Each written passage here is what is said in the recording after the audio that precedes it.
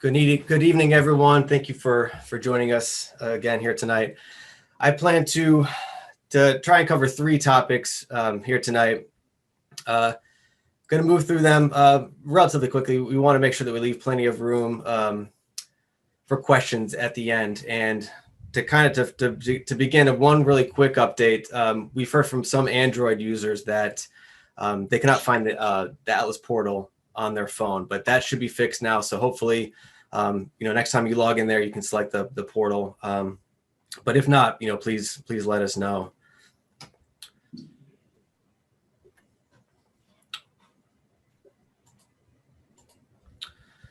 So tonight, like I said, I'm going to try and cover three main topics. The first, I want to kind of go over the priority block, go over that concept again. Okay, wait for Big Daddy, please. Can everybody hear me okay still? Hope so.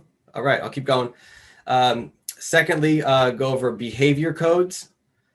And lastly, end with just atlasing, with sort of getting started with getting out in the field and conducting some surveys. So, here they are again. This is our map of priority blocks. I think most of you have seen this already. And, just to be clear, What is Central Park? Yes. Users can submit data from anywhere in the state, any block. But, tonight and for the rest of the project, we're going to be emphasizing time and time again that we need the focus to be on these priority blocks. And as valuable as be to know what's breeding on every acre of habitat and having exact census of all the birds across the state, we simply don't have the resources to do that. So we're left with having to take a sample of habitats and birds and then use that information to help predict what's happening in many of the areas where we just can't survey. So at the absolute minimum, the scale that we need to conduct analyses and modeling is at that block level. So we're asking you to pay close attention to where you're surveying within the block, and we want you to be aware of the square. I don't know if this is a helpful motto to say to yourself or not. If anybody's got better suggestion, please put them in the chat, and we'll put it on a bumper sticker or something maybe. So if there's one thing that you can come away with tonight, it's this: that all of your checklists must be conducted inside of a block. If we can't do that, we won't have much confidence with the results if we can't be certain that people are staying inside a block while they're surveying. And we've got lots of resources for you to use. We have geo-reference PDF maps, and the block boundaries will soon be available in the mobile eBird app. There is a link for a video that New York State put together for using that feature that we'll try and share with you. But just be patient. We're kind of waiting for the eBird developers to implement that in our app, and it's coming very soon. So next will be is this concept of behavior codes, and including these in checklists, I think is probably new for a lot of you. Most people, when they're starting out birding, they're just trying to identify what bird it is, the species maybe, and maybe starting to count number of birds they're seeing. But recording and observing behaviors is something a little bit new.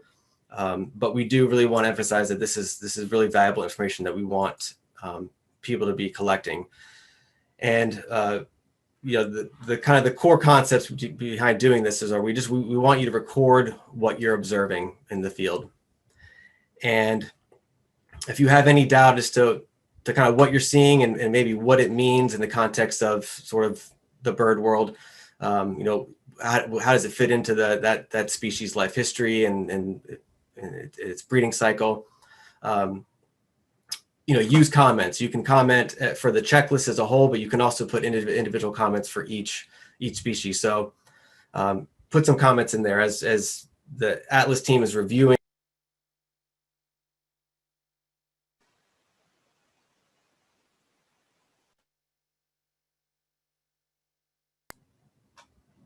Okay, sorry, I think I got muted there temporarily. So if you have any doubts, use the comment field. When we're reviewing this data months and possibly years later, having those comments is really going to help us understand, what those birds are doing.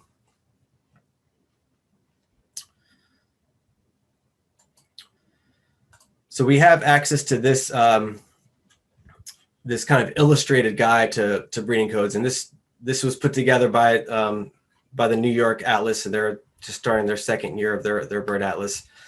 I think it's available on our website, or we link to it to New York. So this is, I think, a really innovative and useful way to kind of visualize some of these codes. Many of the kind of higher level codes, the confirmed ones are, I'd say, pretty straightforward. Example here, a nest with young. If you find a bird nest with fluffy, downy baby birds in it, that's a pretty clear indication that that's breeding. You may have to wait a little bit until the adults return before maybe you can identify the species, but you can be pretty certain that that's what you're seeing. So you can just record that behavior code. Once we get down to some of the lower level codes, it can get a little bit trickier, and there are two codes that are technically not behavior codes. That's the P code for a pair and suitable habitat, and then the H code, which is for appropriate habitat. And we could see both of those circled here. So I find that these can be a little tricky. They're kind of open to interpretation. So, again, just utilize that comment field as much as you can, especially if you have any doubt, and that'll help.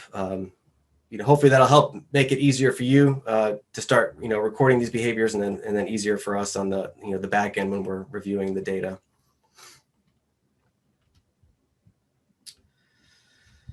So during the first webinar, Scott had described, just the incredible diversity of birds and habitats, across North Carolina. And I'd say that the only thing that really can surpass that is a diversity in our birding community. And, there are so many different reasons for why people bird, where they like to bird, and how they bird. And for us to try and devise, a single plan that works for everyone is, it's not easy, to say the least. So, but I'm going to try and provide you with some ideas and tips to, at least help you, getting started with this idea of atlasing. So first, I would recommend, trying to use some of the tools that we have available in our block map. And I'm guessing, probably a fair number of you are starting with, either adopting blocks or just getting out and just conducting some surveys and blocks maybe that you're already familiar with, which is great. It's a good place to start for sure. If you're already familiar with some spots you can go. But for many people, like including myself, I'm going to be going into some areas that I've never been to or spent very, very little time. So, this map here and some of the tools that are available in it could be, I think, really helpful for deciding where to survey.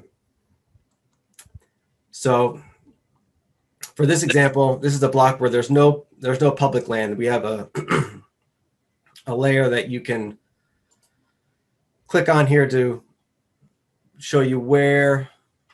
Sorry, I'm trying to bring my pointer up. This Natural Heritage Program managed areas layer. This can show you where a lot of public land is, which you would generally have more freedom to explore. So fortunately, don't have any of that here.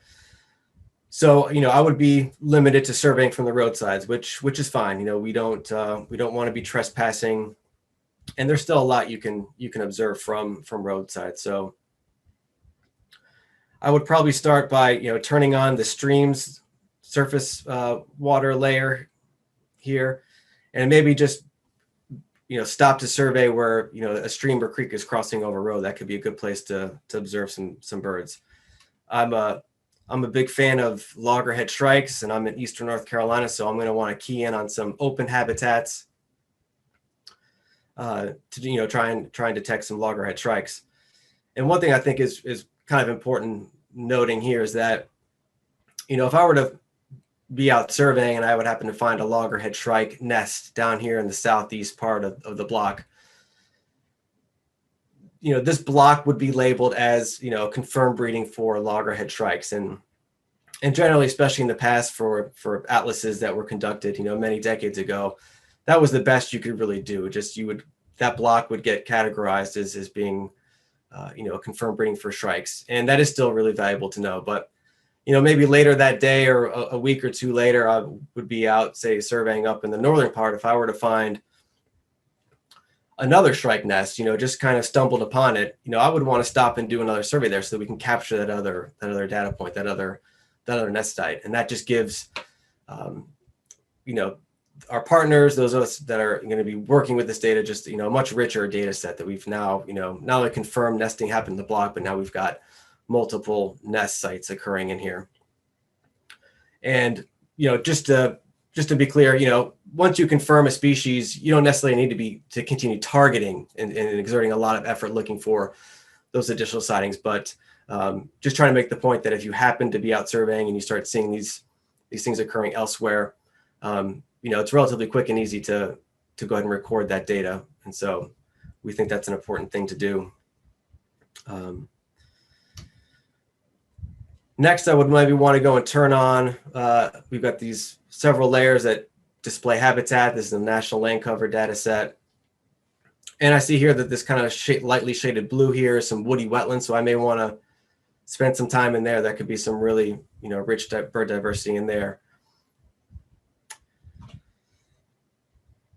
And so, I think an important thing to sort of remember is that, this is a long project. You don't have to get everything done in a single day. As you're moving from point to point, just sort of exploring the block, you're going to be encountering habitats and situations that maybe, you can't see with this map. You won't know until you're on the ground. You may see a recently thinned pine stand that was just burned, and there could be bobwhite quail there or brown-headed nuthatch. Maybe you're lucky with something like a Bachman sparrow. And so, just take advantage to be exploring the block. I was in this area this morning and happened to stop in this area where the star is and met a landowner, and he gave me permission to survey on his property and said that he even knew the landowner that owned, a couple hundred acres behind here, and that he would probably try and get me permission to go there. So, those sort of things are going to pop up. They're going to make, potentially surveying the block that much easier. Just want to make sure you understand that, you don't have to survey everywhere in these blocks. You don't need to survey every single bird. We don't need the location of every individual that you're encountering. Try and focus on areas that appear to be, the most productive places where you're going to see the most birds. Try and get yourself into the most habitats, again, because that's just you're going to increase the number of species you're finding. And hopefully, you'll stop somewhere kind of randomly and get lucky and encounter something that you weren't expecting. And lastly, before I leave the slide, just remember that we are asking people to be surveying, not just during the kind of the peak of the breeding of the year when most breeding happens during the summer. But we also want people to be out during the winter time, and again, through the spring and summer.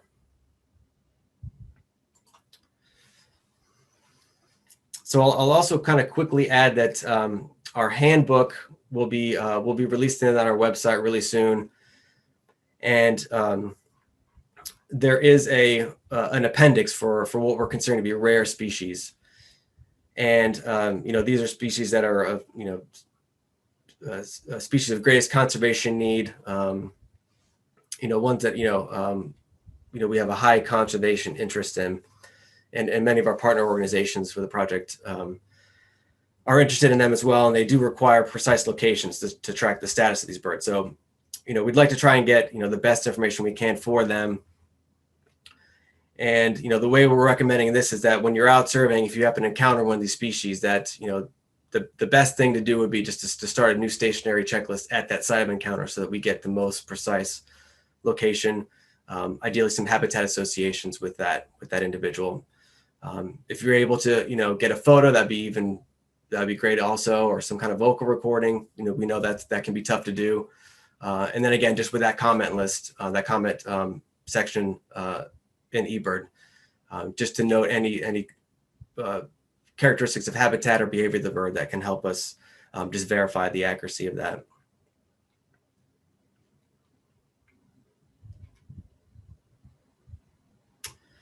So here again, this is how we are envisioning data collection to be occurring. We need you to be recording those behaviors. We want you to submit complete checklists, and and don't worry if you don't know every single species. That's still okay.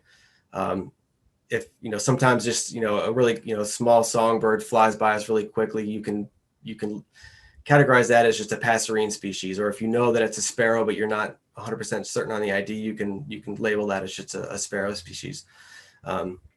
We don't want you guessing on any ID, so please do not do that. We're also asking that you limit your surveys to less than a mile and less than an hour. And then you can start a new checklist if you want to keep continuing. And we're encouraging you to use your actual location and not hotspots. So using your mobile phone, that should really make that much easier to do. I know there's been a lot of controversy, especially about those last 2 points, about less than a mile an hour and using hotspots. So I'll try and spend a few minutes here going over kind of our reasoning for that. So this is just the core eBird page. This is ebird.org. And you can see here that there is, under the Explore tab, there is this Explore Hotspots link for people to explore hotspots, obviously, and use them. But when you switch to the North Carolina Bird Atlas portal, that hotspot link actually isn't there. And that's missing from every Atlas project. And as far as I know, we did not request for that to be removed. It's just that's how atlases are operating now. We're just encouraging people not to use hotspots. And I personally don't use hotspots, but I am learning just from communicating with a lot of people that they do serve an important purpose for many people. And as this project continues, we may learn more and more about the use of these and how to better fit them into the atlas. But I think an important thing to remember, and I guess the point I'm trying to make is that although eBirding and atlasing are similar, and oftentimes they're very similar, they do have some important differences with what each is trying to achieve. And so a quick example of a situation where a hotspot really wouldn't work is here at Lake Waccamaw State Park. So you can see the marker is right in the middle of the lake. And as we overlay our blocks on there, it would be impossible to know, which block to attribute those sightings to, and we would sort of really miss out on, being able to associate birds with particular precise locations and the habitats that occur in those areas.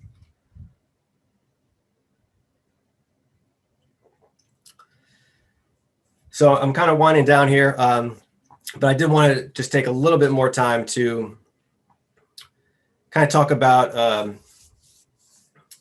this issue of scale. And the Atlas team has spent a lot of time talking about scale, and this has a lot to do with what we're asking of you. So to maybe kind of help visualize this a little bit better, let's pretend that there's a bird species, a unique one that has a very restricted range.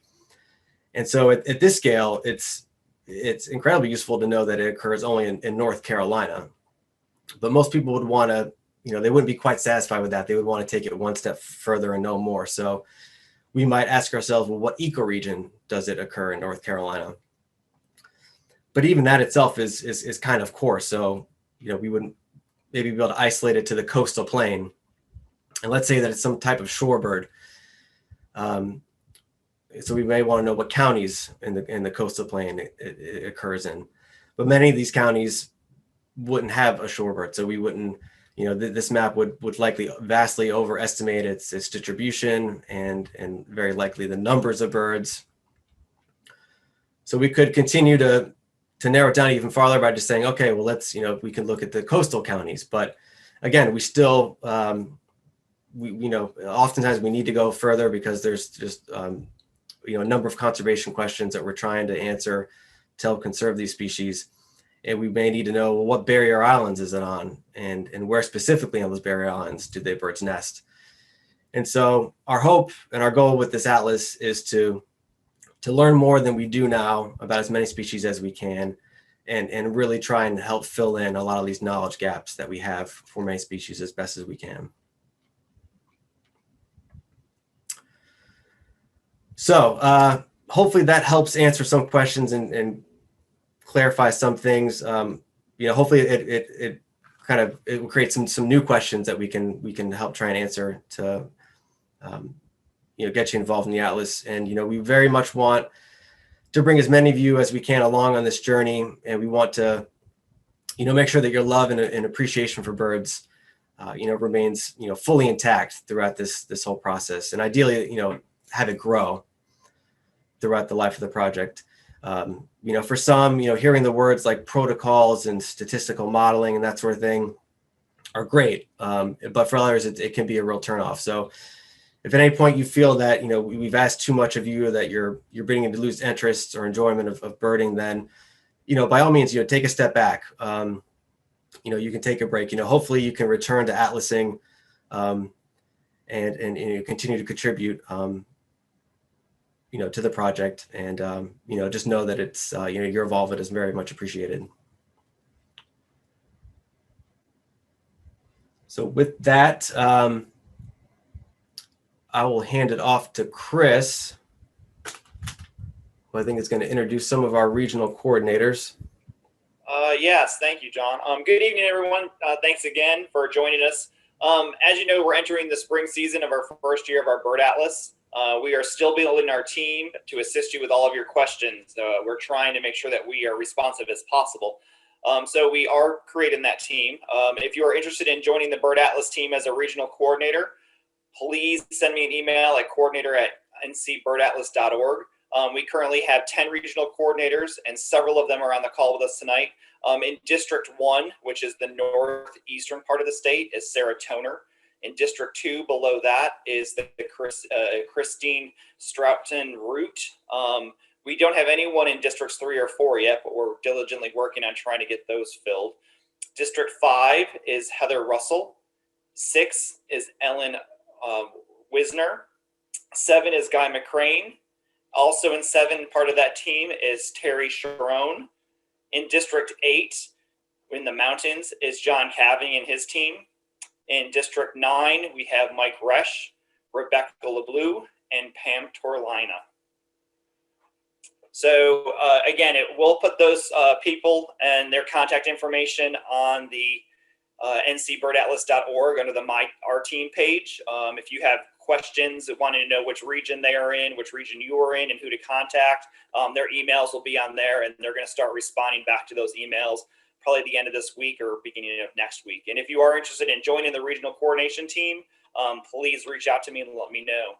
So from there, we're going to go ahead and open it up and have any questions. I know some of them have come up in chat. So if you have any additional ones, please go ahead and send those to us right now. And I see that there's several of them in here. I guess, John, if you want to answer, there was a question of how do you use the flyover code? Do you want to respond to that one? Sure. So, a lot of it does depend on the context. If you see a bird that does not, that does not appear to be staying within your block, it's flying overhead and does not appear to be associating with the block, then that's an appropriate situation to use flyover. I think a lot of people struggle with something like vultures, whether or not they're technically flying over or not. Usually if you see them kind of hovering and hunting, that's a good indication that they are associating with that area, generally, directly above you or, but yeah, for flyover, if I'm going to use that, it's, if I'm seeing, geese flying over, just cruising through the, overhead and just out of sight, we have no idea where they're landing. And so it's generally safest just use flyover in a situation like that. Yeah, and I'll just mention that the chat question was living on Bogue Island, flyover Iowa egrets, that falls in the same category as Canada goose. I wouldn't use it necessarily. It's not really an indication.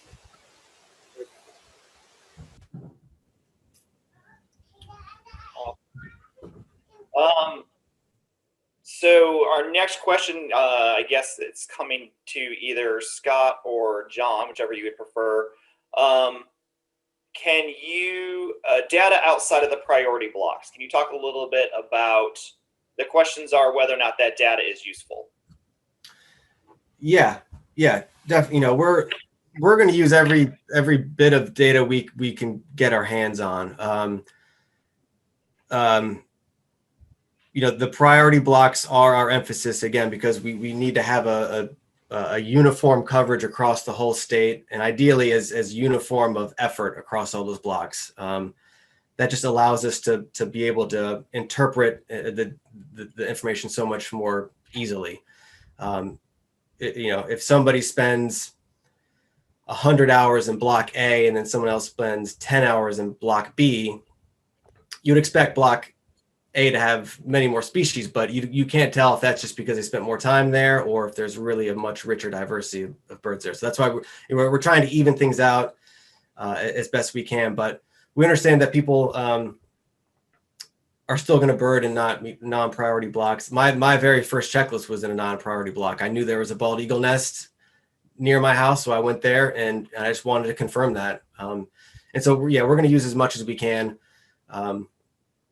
If we cannot, this again goes back to the importance of the staying within the blocks and surveying within the blocks. If we can't associate your checklist or survey with a particular block, that's a situation where we probably would not be able to use your data. eBird itself, core eBird, they have their own objectives, their own goals, and their own ways of handling data. So it's still worth submitting, but for the purpose of the atlas, we would have a hard time making sense of some of that data and making it useful.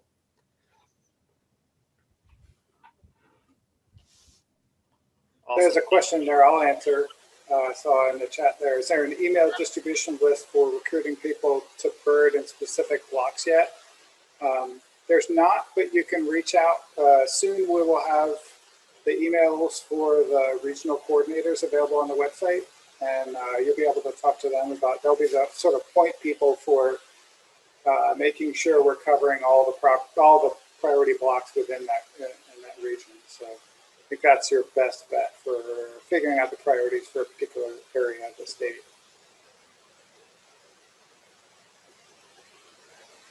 And I will bring up, so apparently the North Carolina Bird Atlas portal, which was not active or not available on the Android, if you remove it from your phone and then re-upload it or reinstall it, it does pop up at that point.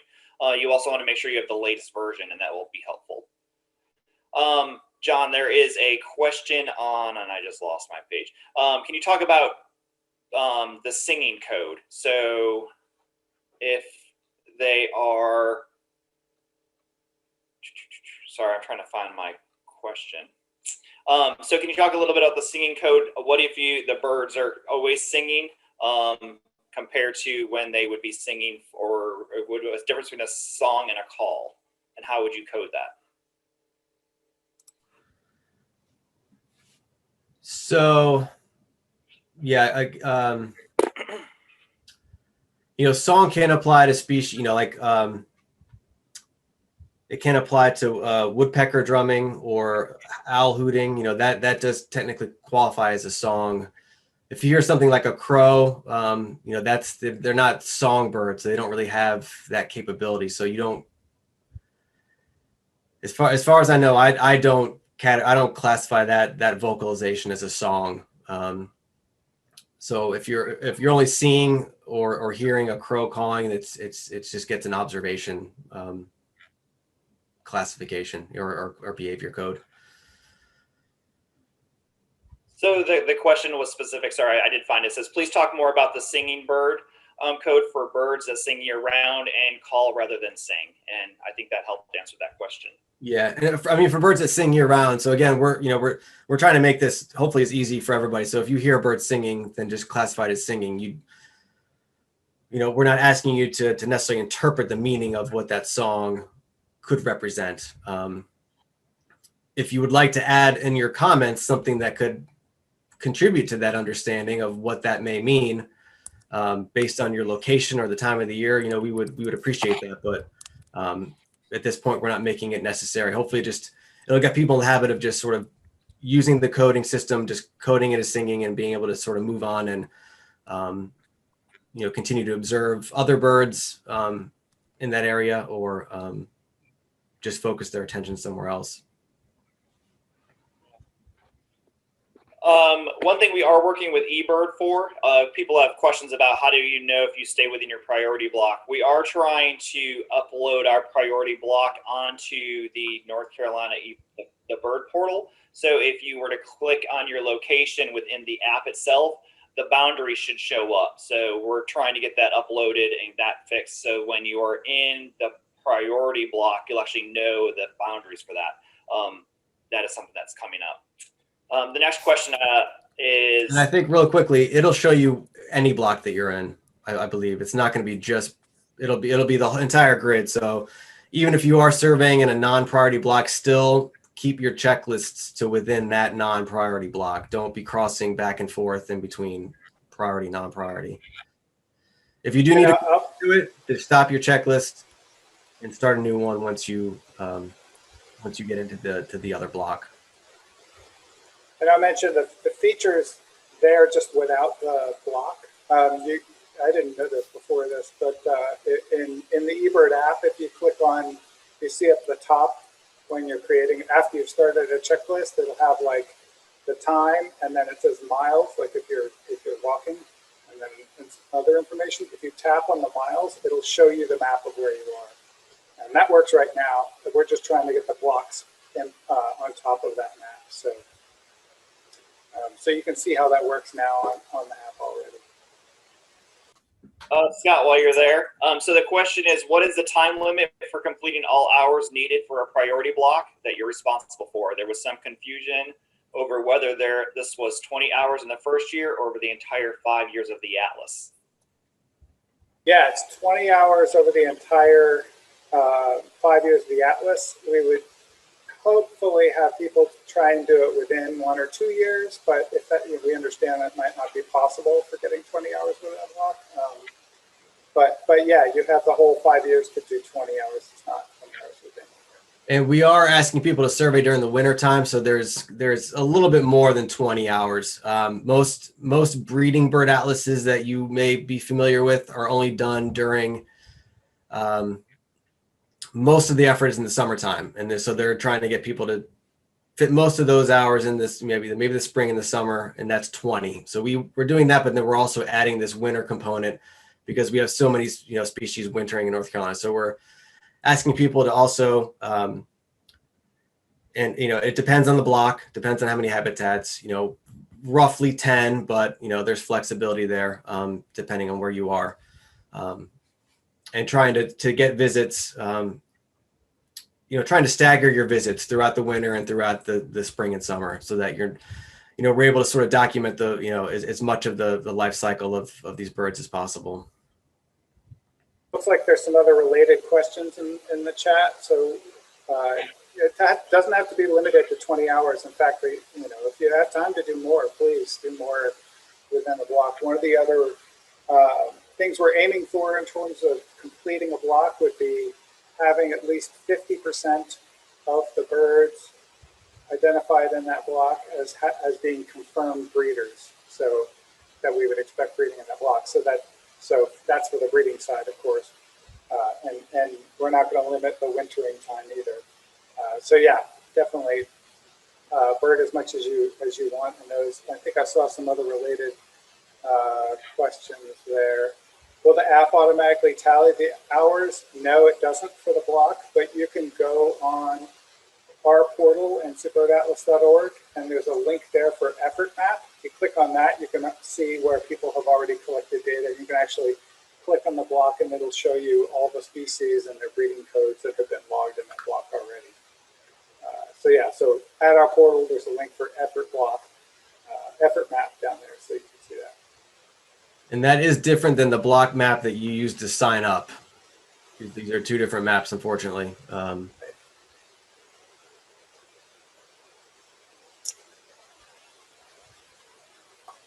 right, trying to Another thing about block completion is, maybe Scott mentioned this about just, I think we've said it before, but just, trying to get out and survey as many habitats as you can also. As we're kind of reviewing the blocks, it's not just hours. The hours is it's kind of a target, maybe a goal to look to help you kind of achieve, completing it. But some blocks just have one type of habitat. And so you don't need to spend maybe as much time in there as you would a block that has lots of habitats and lots of places that you can access. So so keep that in mind too. I think as you're submitting data and we're able to hopefully review it, I'd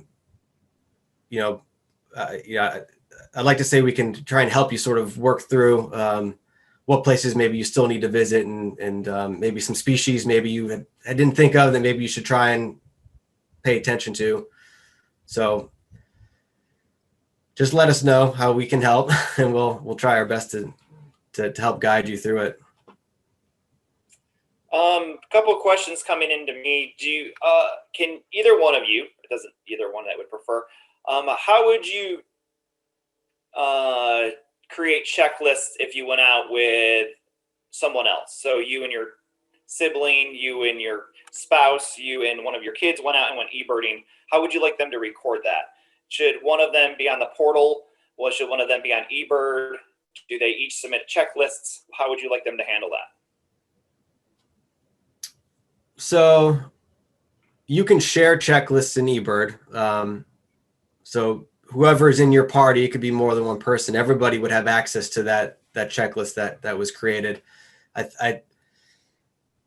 Individuals can edit it. There's some back and forth with making sure that the updates are, I think, consistent among users. Honestly, I haven't used that feature very much. So kind of bear with us while maybe we kind of figure some of those details out. But you can share a checklist with somebody else you're birding with, and you don't have to share to the Bird Atlas portal and to the eBird core.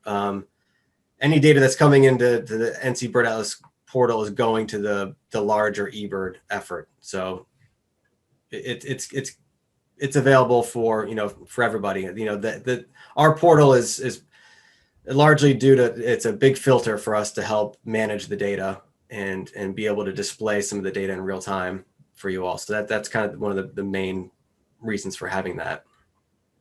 Yeah, there's other features in eBird, like at the end of the checklist in the app, you can say how many people were in your party. So that's important for us to know sort of effort-wise. And maybe we'll find a way to put more detailed instructions on the website. But there is, like John said, there's a way to share checklists, and you can share checklists with people. And then if you saw a bird somebody else didn't see, you can modify your checklist to add that bird, and they can say, I didn't see that. So you can sort of keep the integrity of your personal bird list while also sort of sharing this checklist with somebody else. eBird's pretty powerful for doing that. I see the last question there from Eric Thomas. I just kind of wanted to hit on that one. He said that vast areas of the coastal plain are rarely, if ever, birded. How do you guys think you'll ever get all the priority blocks in the coastal plain covered? There's a lot of priority blocks down here. So yeah, agreed. There's a lot of blocks that are pretty remote. We are actually also hiring technicians to go out and cover some of those less accessible and places that are less traveled.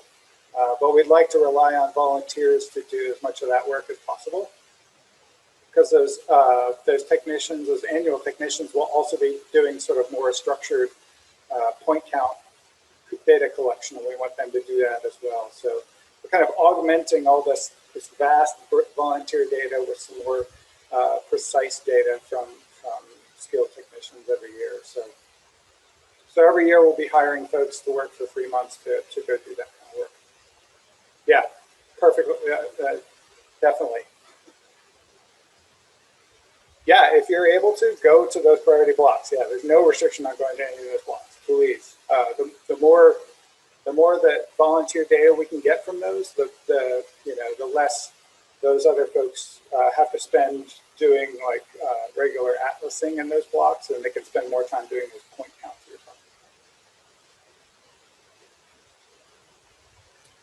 Chris, did you have another? I haven't been keeping total track. Did you have another good question? Scanning back up and trying to go through them again. I think we've answered most of them. So if anyone has any new questions, you can send it to me directly. You can send it to Group Everyone, and we'll get those answered. Again, a lot of these questions you're going to be able to find responses and answers to ncbirdatlas.org. They'll have a lot of those sort of FAQs will be up this week, hopefully. There's links to some videos that we are trying to install and keep those updated. If you have additional questions on that, coordinator@ncbirdatlas.org, you can send them to me directly, and we're going to try to get all those things answered and put back up.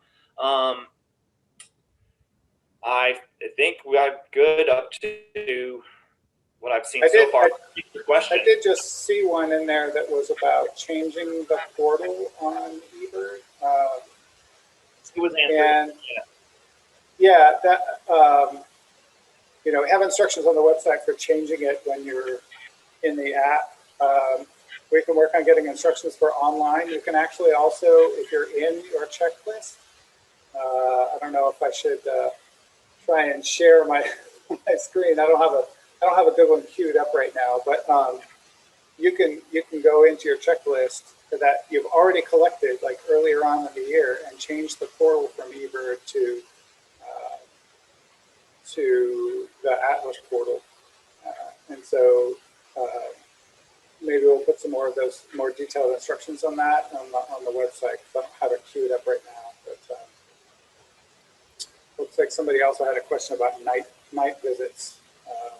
John, do you have a good answer for that? About what kind of visits? Night time? Yeah. Nocturnal, yeah. Yeah, so, that is definitely something we're interested in. That's nocturnal surveys are, as you can imagine, they're not easy. It's a tough time to get out and navigate in the dark. We are following, recommendations and leads that other state atlases have done at this point, and they generally try and ask people to get out twice. I think at least a half hour, maybe to an hour each time.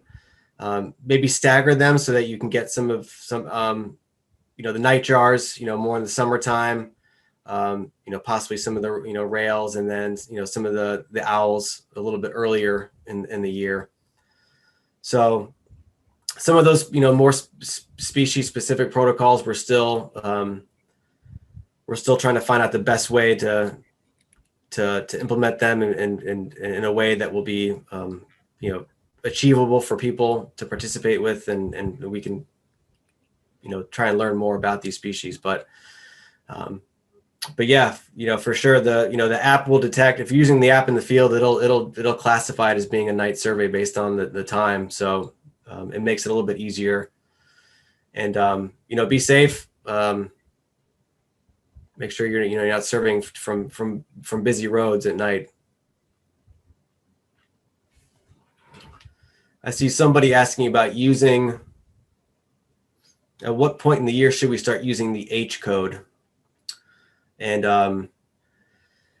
so yeah, the H code, that was one of the ones I brought up. I find that could be really, there's a lot of subjectivity in that. And I feel like in a way we're not letting the birds define what habitat they want to be using.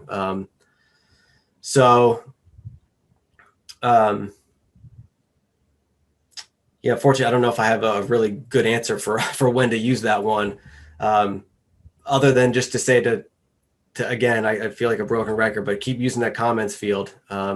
If you feel like it's a bird in appropriate habitat, then use it, and maybe just include a quick comment for what the habitat is.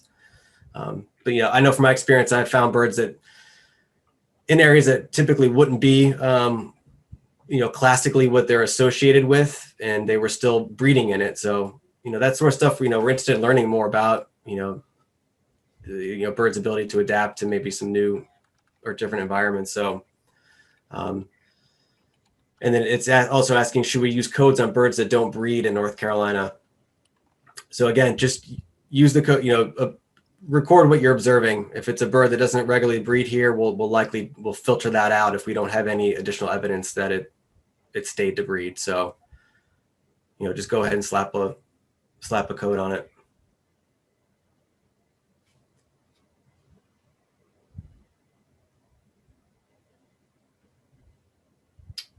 So there was another question in there about what a hotspot is, but from a couple folks. Hotspot is a eBird mechanism, and it's mostly for people to sort of. It's an easy way to group birding activity at a certain location. So if you're at a Croatan National Forest, well, that one might have multiple ones, but a smaller one like Lake Johnson County Park here in Raleigh has one hotspot, so that everybody could sort of choose that hotspot, and then they would all sort of be associated with that park. But the challenge with that is that on an atlas, if a park crosses an atlas boundary or a block boundary, and you go birding outside of the block but still choose that hotspot, then you're associating your data with a different block than where you collected it. And so that's why we're encouraging folks not to use hotspots. We want as precise a location as possible. We understand that's not how a lot of people use eBird and associate that, and that's something I hope that eBird can work on in the future, but I don't know if we're quite there yet. It'd be nice if you could associate yourself with a park, but also have unique latitude, longitude for your actual location. So I hope that answers that question. Yeah, I mean, you can use a hotspot if it's within the block that if the hotspot is within the block where you are. But again, you're sort of dissociating where you're actually collecting data from where that hotspot location is. So as close as we can get to your actual location, the better data we have on the other end. So we can sort some of that out later, but it makes it a lot harder to really get more quality data. Yeah, I would add that I think for every hotspot that we are able to point out some of those major flaws with, I think other people will be able to find one that is more reasonable. It's a very small footprint of an area, and you're sort of staying very close to where that marker really is on the map.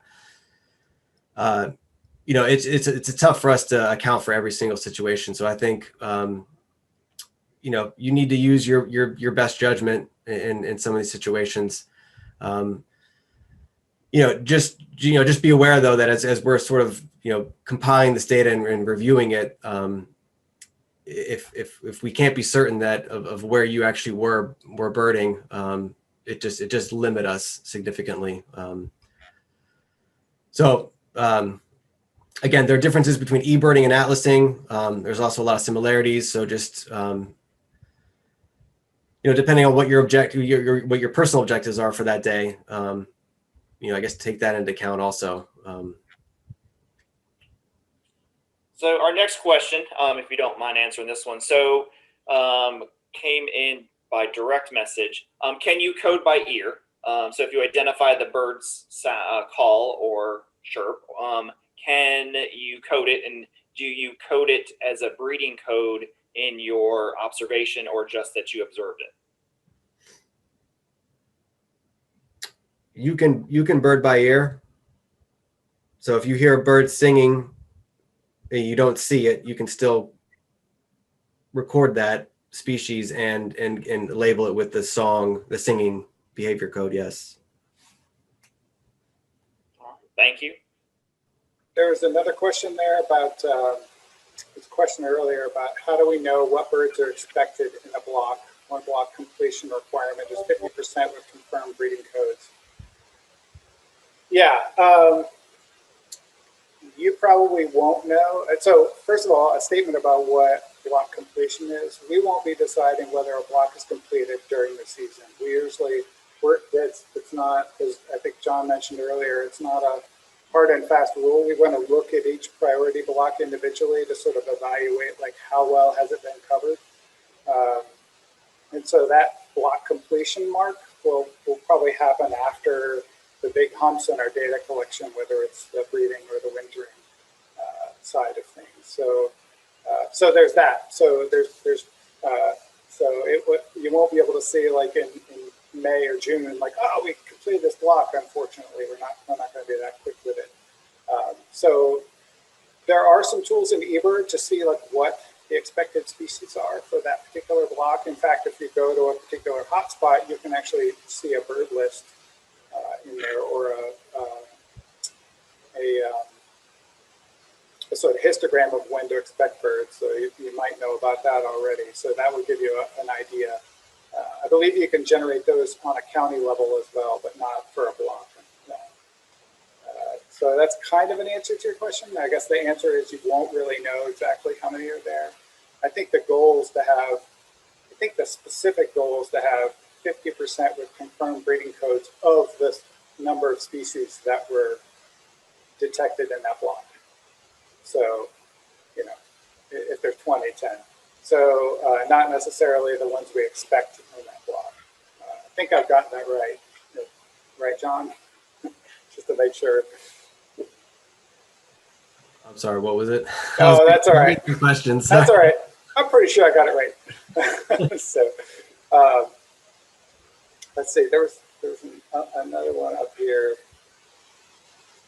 Oh, I was going to mention about the checklist tools. Somebody asked about how to change the portal. If you're in the website version of eBird and looking at your checklist, on the right there's a button that says checklist tools. If you pull that down, there's like edit location, edit date. A couple down there it says change portal, and you can change your checklist to our eBird portal. Oh. Yeah, I think we've gotten most of the questions answered. I'm trying to scan back and go through. If I've missed anyone's question, feel free to send it now. I'm sorry, I'm trying to make sure we keep up. And I am not seeing any unless I've missed one. Any last? Looks like somebody says, when will I find out if I got accepted for a specific block I registered for? It should be pretty quick, right, John? Yeah, we have it set up now to where it should be automatic. It looks like I see somebody saying here they try to sign up for a block, and it's saying that it's available in the map, but not in the form. So I'll look into that and get back to you. I probably can't give you an answer right here, right now, but I'll take a look at it soon. I see a question here about black-capped chickadees in Western North Carolina. That was my next one for you. Do you want to answer that? Yeah, I'm down in Wilmington, so I don't have that problem. Yeah. Well, their song is different. I guess you're talking if you just see them, I imagine. I guess if you're just observing them, or just hearing some other vocalizations that aren't as distinct, then don't guess. I think you could just classify it as a chickadee species. But I know in some very, very early discussions about the atlas that was brought up. So I think that's my best advice at this time until either you see maybe a blog post about it or just check in with us again. Yeah, and again, that's something, if we have more accurate data about the location where it was observed, we might retroactively be able to go back and associate it with an elevation, have a better guess as to whether it was a black-capped or a Carolina. So. Well, I'm not seeing any more questions roll in. I think you guys nailed all the other ones. And we've got 2 minutes left. So with that, unless I see one in the next 30 seconds or so, we will let you go. So, but I will finish this off with, again, thank you. Your participation in these workshops helps us to kind of keep track of where you guys have questions and how we can start giving you additional feedback. So please continue to send them in to coordinator at ncbirdatlas.org. We're here to help answer them. This is a 5-year project. It is going to take all 5 years, and we need your help at every step of the way. So please continue to send in those questions. I know, again, there's been a lot of information that's been thrown out to you. So we will follow up with an email, which will have links to the ncbirdatlas.org webpage, which has links to some short videos. Eventually, it'll have our frequently asked questions, or have our handbooks on there. Again, make sure you check and you sign into your portal of the eBird, which is the North Carolina Bird Atlas portal. Use that portal in your priority blocks. Use your behavior codes. All that information is on that website. If you still have questions, again, feel free to contact me at coordinator@ncbirdatlas.org. With that, again, thank you yet again. I can't say it enough, so I'll say it one more time. Thank you. Stay safe, and I hope you all have a great night. Thanks, Al.